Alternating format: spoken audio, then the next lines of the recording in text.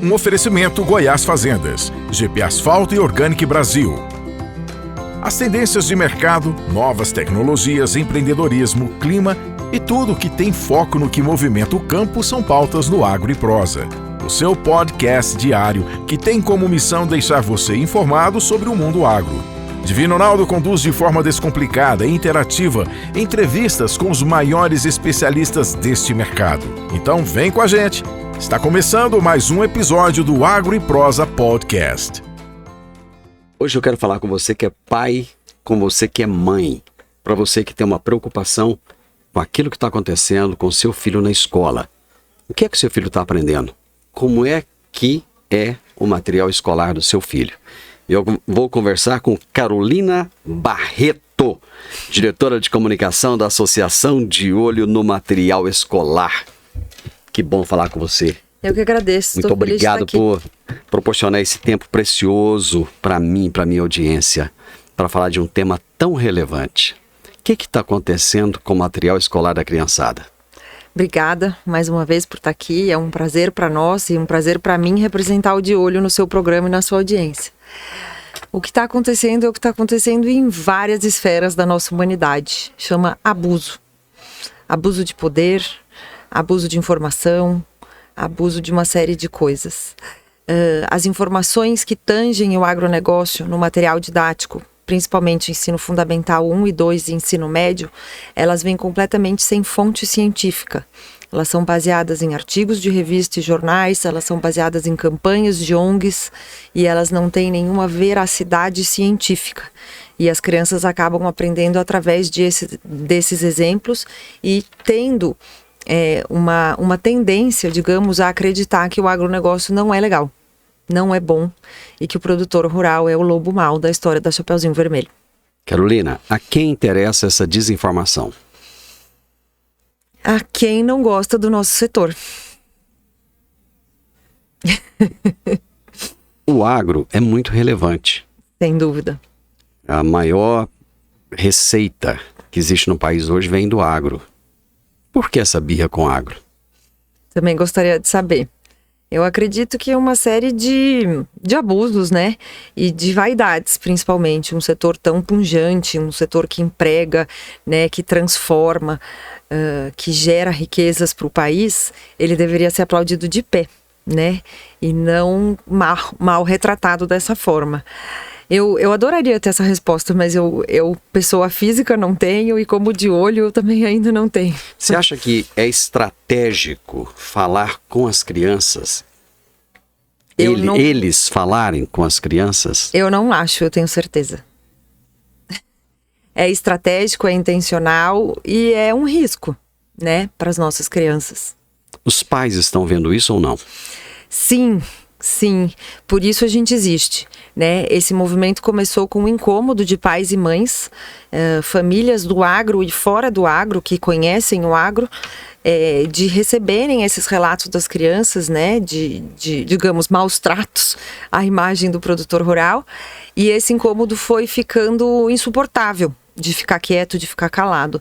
Então essas famílias se uniram, então através de um movimento da sociedade civil, o De Olho no Material Escolar se organizou e começou a levantar esses exemplos de cartilhas, de apostilas no material didático contendo essas informações. E isso gerou um dossiê enorme aí, com mais de sei lá quantas mil páginas, vários exemplos de matérias diferentes, inclusive não só história e geografia, mas português, matemática, ciências, biologia, né? Além da história e da geografia. E esse dossiê foi apresentado ao Ministério da Educação em 2020 ou 2021, agora não me lembro. E o Ministério da Educação nos respondeu, mas se não está certo, se está errado, qual é o certo? Qual é a informação verdadeira? E, gente, pois não vamos validar essas informações com fontes científicas, porque é isso que a gente está pedindo. Se o governo, que é dono da Embrapa, não sabe qual é a informação científica ou onde buscar a informação correta sobre o próprio setor, a gente fez isso para eles, né? Muitas vezes quem prepara o material didático são instituições que atendem a escolas particulares, por exemplo, né? Essas instituições, elas não deveriam ter nenhum cunho ideológico ou político. Vocês já conversaram com as instituições que preparam esses materiais? Eu vou te citar um exemplo. Aconteceu aqui em Rio Verde no ano passado.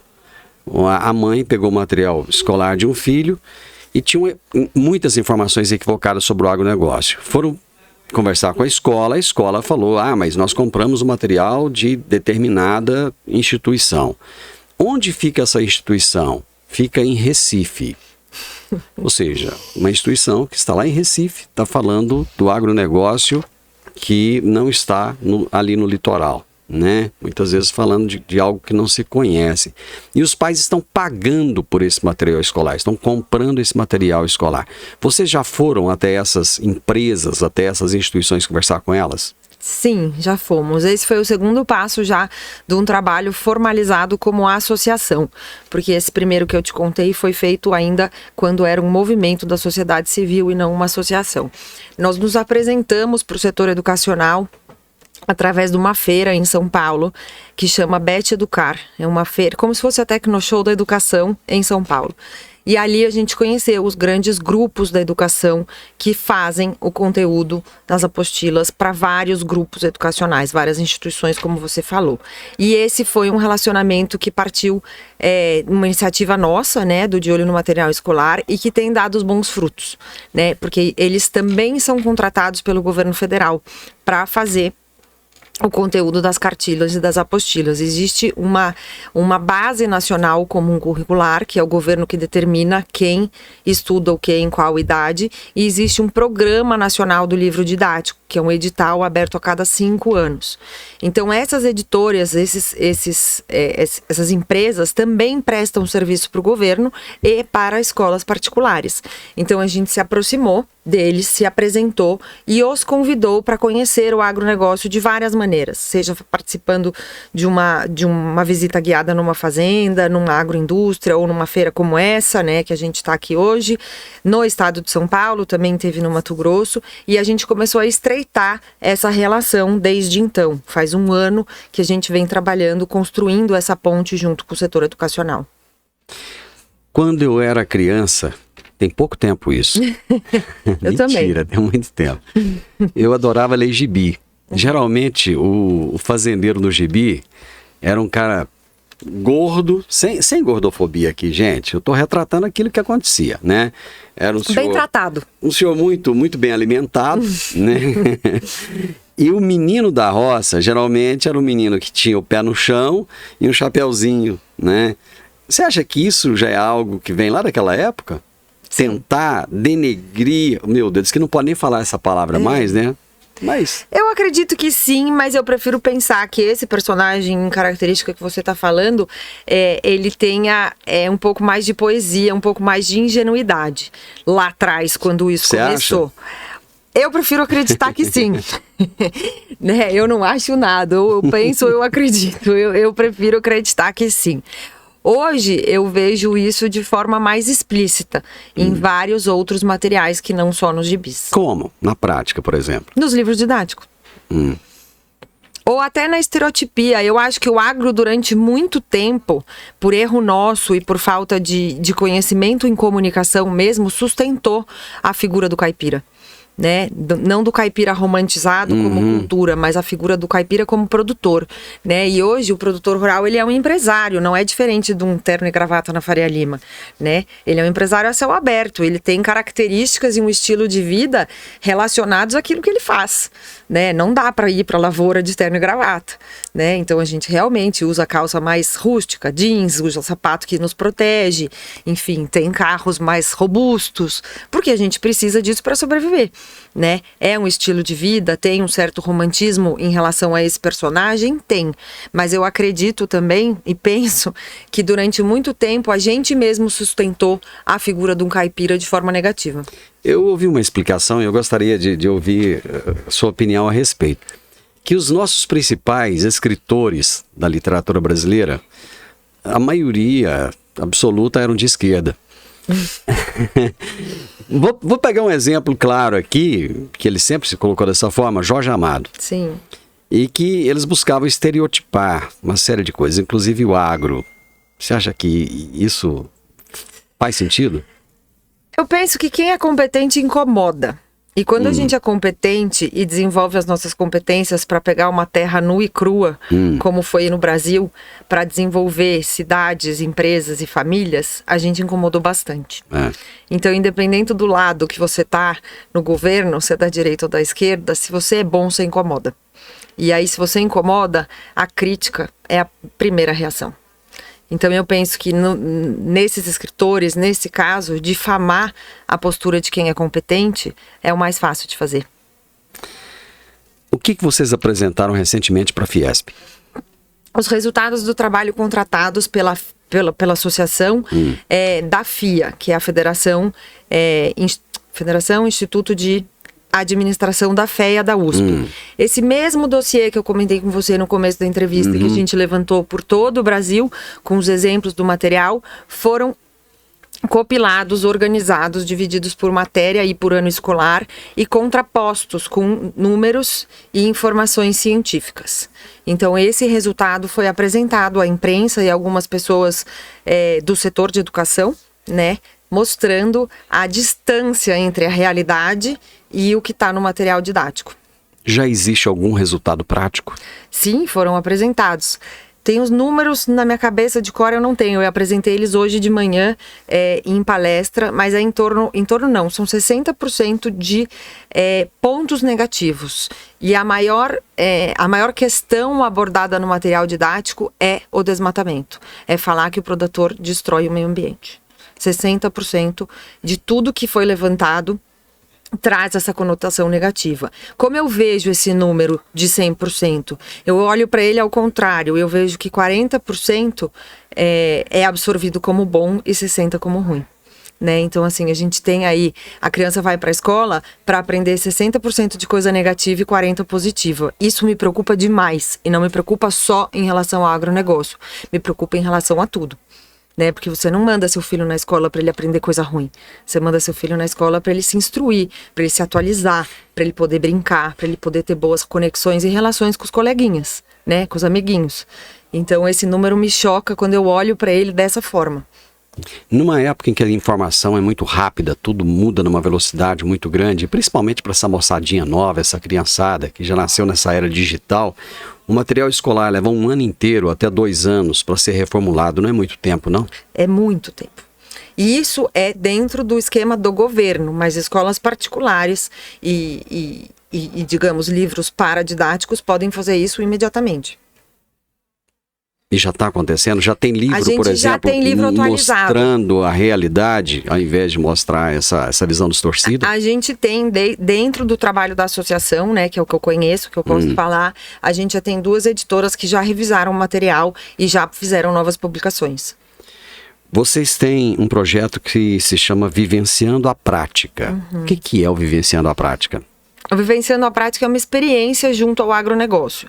Ele pode acontecer dentro de uma propriedade, ele pode acontecer dentro de uma agroindústria, uma concessionária de máquinas, por exemplo, e ele pode acontecer dentro de uma feira como essa. Então, é trazer alunos, só que recebê-los de maneira coordenada, com uma inteligência. Como assim? Não é só uma visita, é uma visita guiada, onde esses educadores, professores e alunos vão conhecer o agronegócio com começo, meio e fim. Então é uma inteligência que a associação desenvolveu para receber esse pessoal, mostrando o agronegócio em cima de 3 pilares, né? O sistema produtivo em si, produzir é uma questão econômica, a gente vive numa sociedade capitalista, qualquer bateção de pé ou não querer que isso seja verdade é infantil, porque esse é o sistema que a gente vive, que o mundo globalizado também reforçou, né? Então a gente vive no mundo capitalista, então todas as atividades, elas têm que dar lucro. Não necessariamente elas precisam destruir, não necessariamente elas precisam maltratar as pessoas, mas elas têm que dar lucro, é uma atividade econômica. Na verdade, até os países socialistas são capitalistas, no fundo, né? Então, há controvérsia sobre esse socialismo aí. O socialismo burguês, né? Então, o Vivenciando, ele primeiro mostra qual é o objetivo. Então, é uma fazenda de pecuária, é uma fazenda de agricultura, que atividade dentro da agricultura é essa? Porque pode ser milho, sorgo, aveia, manjericão, enfim, gergelim. Então, como que é a atividade econômica daquela propriedade? No caso das feiras, a gente dá uma amplitude um pouco maior, ou de acordo com o que a própria feira tem de melhor, né? No caso da Comigo aqui, eles têm uma questão a ser explorada muito legal, que é o Viveiro de Mudas, ou o CTC, né? O Centro de Tecnologia. Então, a gente cria esse roteiro com essa inteligência. Por quê? Porque a associação já sabe o que as crianças estão estudando em cada ano escolar. A gente já tem essa expertise justamente pelo trabalho feito de captar todas as apostilas, fazer esse dossiê e depois receber as contrapartidas da FIA. E isso acontece no Brasil inteiro, né? O Vivenciando, ele acontece no Brasil inteiro. O segundo pilar, então, o primeiro é econômico, o segundo é social e o terceiro é ambiental. A gente não faz nada para prejudicar o meio ambiente e as pessoas, muito pelo contrário. Tudo que é feito no âmbito do agronegócio é para desenvolver as pessoas e o meio ambiente.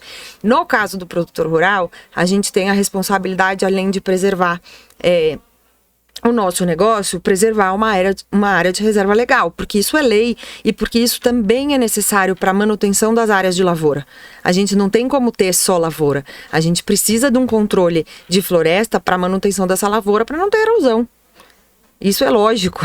Como é que vocês explicam isso para as crianças, numa linguagem que elas entendam? Com brincadeira.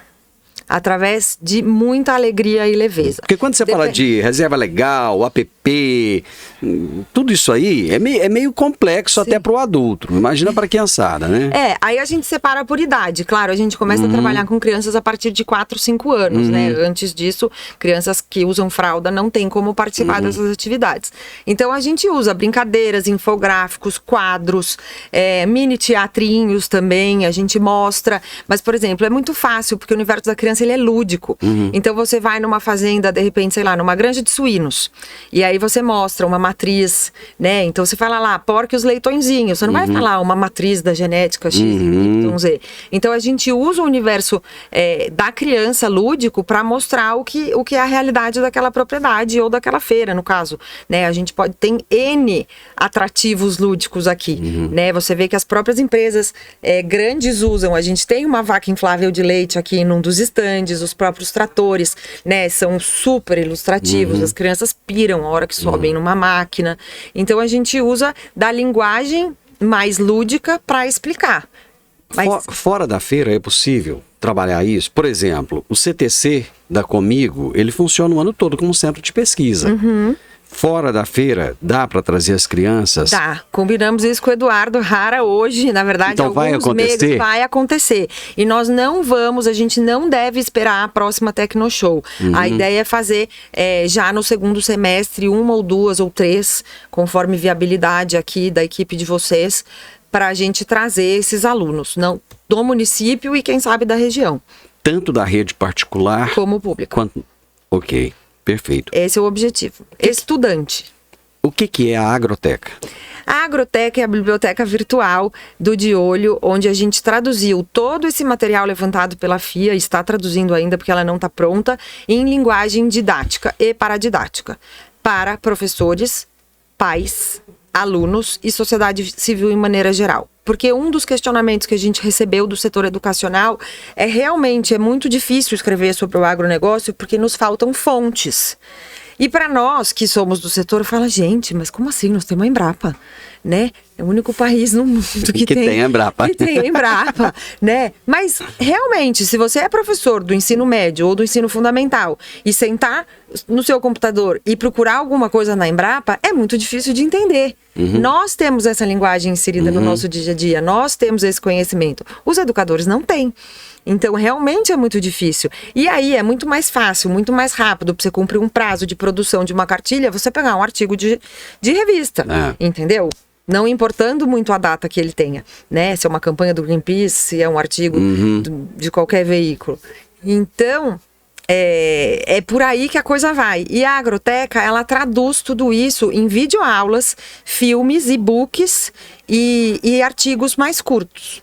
Na visão de vocês, do De Olho, existe doutrinação de professores? Ai, como você me aperta! A nossa prosa é isso. Na visão do De Olho, existe uma tentativa desacerbada de não retratar a verdade. O que é o mini mega leitor?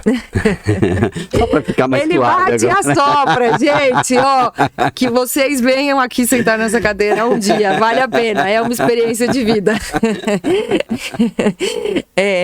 O Mini Mega Leitor é uma parceria com uma editora que chama-se Mini Mega Leitor, que faz livros paradidáticos, ou seja, aqueles livros que não são obrigatórios dentro da escola, são livros de leitura para crianças de várias idades. E aí, dentro dessa leitura, a gente consegue contar histórias do agronegócio relevantes com suavidade, sem tendência. Contar o que é de fato, o que é ser um produtor rural, o que é uma reserva legal, o que significa para o país a produção de carne, de soja, de milho, entendeu? Através de histórias que não são obrigatórias dentro da escola. Crianças adoram jogos. Sim. Vocês têm algum trabalho aí para criar jogos educativos, lúdicos, que vão fazer as crianças aprenderem mais a respeito do agro? O Mini Mega Leitor, todo livro, ele vem com uma sobrecapa, né? O que tem nessa sobrecapa? Um jogo de tabuleiro, as regras do jogo, de como jogar e indicação de exercícios, que além da leitura e dos jogos você pode fazer. Então são brincadeiras que você pode usar no seu dia a dia, no seu cotidiano, no final de semana, nas férias, baseado nessa leitura e nesse aprendizado dos jogos. Carolina, eu acho que muitos pais estão terceirizando a educação dos filhos para a escola. O que fazer para que os pais abram os olhos em relação a isso que está acontecendo? Você acha, eu tenho certeza. Autorresponsabilidade é a única coisa que a gente pode fazer, né? É voltar um olhar maduro, adulto para esses pais e fazer uma pergunta bem simples. Para que vocês tiveram um filho? Para botar foto no Instagram ou para educar? Porque é um questionamento geral, assim, né, dessa geração que é pai e mãe agora. A gente tem uma disfunção enquanto pais. E aí agora eu falo como dona de um outro projeto, que é um projeto de reabilitação de pessoas usando o ambiente do cavalo, quando me vem um pai ou uma mãe desesperado falando que o filho tem déficit de atenção, que o filho tem déficit de não sei o quê. Não tá meio na moda isso, não? Porque parece que tá assim, toda criança... Eu não quero desqualificar de maneira alguma, porque às vezes dá a impressão que você está querendo pegar uma situação que existe e dizer que ela é irreal. Não, de maneira alguma, é lógico que existe. Mas não está meio assim, qualquer coisa está com déficit. Eu tenho ouvido isso tanto que ou está acontecendo demais, é uma situação de saúde pública até, de preocupação, né? Ou então estão achando demais, que é isso. Eu acho que é as duas coisas. Ah, é? Porque o déficit é de pai e de mãe. Ah, dos pais também? Não, o déficit é da presença do pai e da mãe. Déficit de nesse pai e de mãe. sentido. Okay. Déficit da presença do pai. Presença e do da pai. função de educar de pai e de mãe. Porque a criança vai na escola para aprender, né? A educação básica é em casa. Falar bom dia, boa tarde, por favor, muito obrigado, com licença, é em casa. Não tem como terceirizar isso. Sua responsabilidade, né? Quando você põe um filho no mundo, é sua responsabilidade. Então, a partir do momento que você escolheu ou aconteceu de ter um filho, autorresponsabilidade. Esse é o único antídoto que eu vejo para a situação que a gente está vivendo. Mas isso é uma questão comportamental de saúde pública, né? Por pura falta de maturidade da sociedade. O de olho está escalando? Tá, mas a gente tem um problema de braço, né? O que você chama de problema de braço? A diretoria, somos em torno de 16, 18 diretores, todo mundo voluntário e todo mundo com suas tarefas do dia a dia. Suas empresas, seus negócios, suas fazendas, seus filhos, né? Então, assim, a gente tem a intenção de crescer bastante, mas a gente tem 1 ano e meio de atuação formal como associação, né? Dentro dessa diretoria que acabou de passar por um processo de governança, digamos, né? De definir bons papéis e bons projetos. Agora a gente precisa encher o porquinho. A gente precisa botar dinheiro para dentro para conseguir contratar a equipe e sair propagando isso. Temos também, que funciona muito, o trabalho dos associados local, né? Então, assim, aqui em Rio Verde, aqui em Goiás, a gente tem alguns associados, no Mato Grosso do Sul, no Rio Grande do Sul. Então, assim, esses grupos regionais também funcionam para propagar o nosso trabalho. Mas hoje a gente vive com estamos em todos os lugares, muito felizes e muito gratos, mas a gente ainda quer crescer mais. De onde virá a grana para encher o porquinho? Do agro, ó que maravilhoso, de empresas que podem fazer doações através de leis de incentivo fiscal com projetos que a gente faz reverter para a educação. E as empresas estão dispostas a isso? Sim, elas só estão esperando o nosso estatuto completar 2 anos, né, que é por onde a gente pode se adequar dentro dessas leis para captar. Mas pode vir de pessoas físicas também, né, não precisa ser só de empresa. Muitos produtores já são associados como pessoa física ou como jurídica da fazenda, que também é possível. E esse é o que a gente fala que é um dinheiro do dia a dia, mas o porquinho fica bem gordo mesmo, aí ele tem que vir de instituições grandes, né? Porque o acesso ao recurso é mais fácil e os volumes são maiores. Carolina Barreto, eu tenho visto vocês nas feiras pelo Brasil, eu tenho visto o empenho de vocês, né? O cansaço de vocês em colocar, quando eu digo cansaço, é no sentido das horas que vocês dedicam com tanta energia, mas ao mesmo tempo, com tanto brilho nos olhos, com tanta vontade de mudar essa situação. Obrigado. Eu que agradeço. Por tudo, parabéns pelo trabalho, sucesso, e pode contar comigo e com a minha audiência, tenho certeza. Muito obrigado, viu? Eu que agradeço, obrigada pela sua audiência linda também. Eu falo que eu sou emocionada, eu abri a palestra falando que eu sou uma pessoa emocionada e desde que eu entrei aqui nessa feira eu senti muito cuidado com o nosso setor, eu me senti muito respeitada e é por isso que eu me emociono, porque eu tô cansada de tomar porrada. Cansa não, que a luta é grande. Agora eu recarreguei, viu, gente? A luta é grande. 10 minutos aqui dá para recarregar. Obrigada. Eu que te agradeço, viu? Eu tive o privilégio de conversar com a Carolina Barreto. Eu acho que eu sou pai e eu sou avô e eu vejo o que está acontecendo. Eu vejo a quantidade de desinformação. E muitas vezes eu me preocupo quando eu vejo pais que nos poucos momentos que têm com os filhos estão no celular, estão nas redes sociais, estão desligados dos seus filhos. E a mensagem que eu gostaria de deixar para vocês agora é a seguinte: não terceirizem a educação dos seus filhos. Ninguém, nem o governo, nem a igreja, nem a escola, nem ninguém vai conseguir fazer mais pelo seu filho do que você. O seu filho te merece e você merece seu filho. Eu conversei com a Carolina Barreto, que é diretora de comunicação da Associação De Olho no Material Escolar. Se você gostou desse vídeo, deixe um comentário, deixe um like, se inscreva nesse canal.